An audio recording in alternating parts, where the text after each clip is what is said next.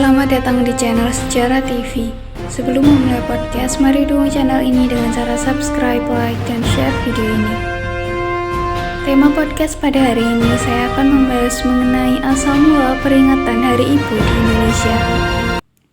Sejarah Hari Ibu yang diperingati setiap tanggal 22 Desember berawal dari Kongres Perempuan Indonesia I di Yogyakarta.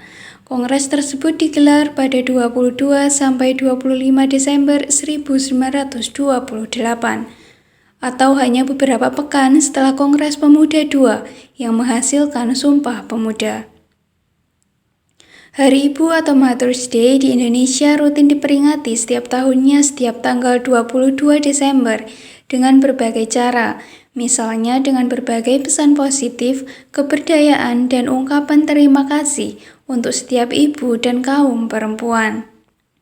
Lalu bagaimana asal-usul dan sejarah diperingatinya Hari Ibu di Indonesia yang berawal dari Yogyakarta?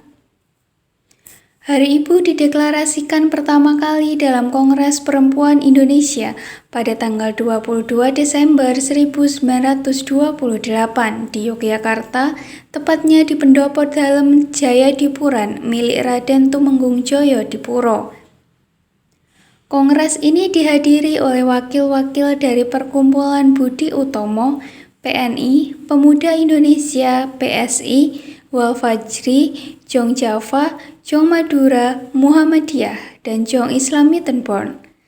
Tokoh-tokoh populer yang datang antara lain Mr. Singgi dan Dr. Supomo dari Budi Utomo, Mr. Suyudi dari PNI, Sukiman Wiryo Sanjoyo dari Sarekat Islam, dan Ade Hani dari Wal Fajri.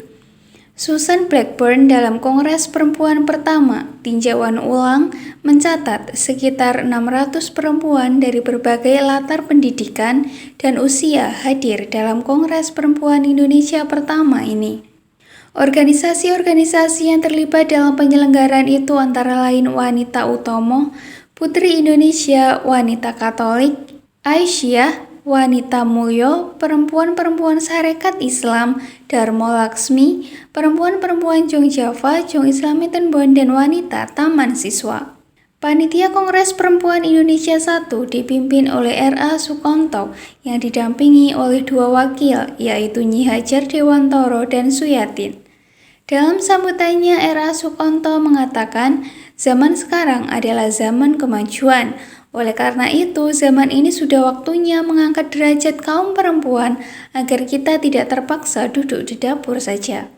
Kecuali harus menjadi nomor satu di dapur, kita juga harus turut memikirkan pandangan kaum laki-laki, sebab sudah menjadi keyakinan kita bahwa laki-laki dan perempuan mesti berjalan bersama-sama dalam kehidupan umum. Artinya, perempuan tidak lantas menjadi laki-laki. Perempuan tetap perempuan, tetapi derajatnya harus sama dengan laki-laki. Jangan sampai direndahkan seperti zaman dahulu. Selain diisi dengan pidato atau orasi tentang kesetaraan atau emansipasi wanita oleh para tokoh perempuan yang terlibat, Kongres ini juga menghasilkan keputusan untuk membentuk gabungan organisasi wanita dengan nama Perikatan Perempuan Indonesia atau PPI. Hampir seluruh kongres ini membicarakan relasi mengenai perempuan. Hal itu bisa dilihat dari pertemuan hari kedua kongres, di mana Muga Rumah membahas soal perkawinan anak. Perwakilan Putri Budi Sejati atau PBS dari Surabaya juga menyampaikan tentang derajat dan harga diri perempuan Jawa. Kemudian disusul Siti Munjiah dengan derajat perempuan, dan Nyi Hajar Dewantoro, istri dari Ki Hajar Dewantoro, yang membicarakan soal adab perempuan. Namun yang tak kalah pentingnya adalah pidato Jami dari organisasi Dharma Laksmi berjudul Ibu. Di awal pidatonya, ia menceritakan pengalaman masa kecilnya yang dipandang rendah karena menjadi seorang perempuan. Di masa kolonial, hanya anak laki-laki yang menjadi prioritas dalam mengakses pendidikan. Sementara perempuan dianggap tak jauh dari urusan kasur, sumur, dan dapur. Pandangan usang itu mengakar kuat. Pendidikan bagi perempuan juga tak dianggap penting karena selalu berakhir ke dapur. Itulah kenapa pembangunan sekolah-sekolah untuk memajukan perempuan seperti yang dilakukan Rohana Kudus, Kartini, juga Dewi Sartika memiliki peran penting. Seorang ibu yang pintar dan cerdas akan memiliki modal besar untuk menjadikan anaknya pintar.